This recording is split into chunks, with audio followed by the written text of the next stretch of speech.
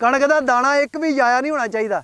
ਚੌਧਰੀ ਸਾਹਿਬ ਹੁਣ ਇਹ ਕਣਕਿਆ ਵੱਡਿਆਂ ਇੱਕ ਅੱਧਾ ਦਾਣਾ ਦੇ ਥੱਲੇ ਜਾਣਾ ਹੀ ਆ। ਹੁਣ ਕਾਰਪੇਟ ਵਿਛਾ ਲਈਏ ਥੱਲੇ ਅਸੀਂ। ਕਾਰਪੇਟ ਬਤਾਉਂਦੇ ਕਿਉਂ ਜਾਵੇ ਥੱਲੇ, ਕਿਉਂ ਜਾਵੇ?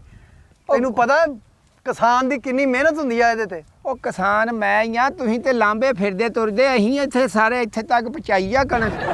ਪਰ ਹਾਲੇ ਇੱਕ ਦਾਣਾ ਭਾਈ ਜਿਹੜਾ ਕੀਮਤੀ ਆ।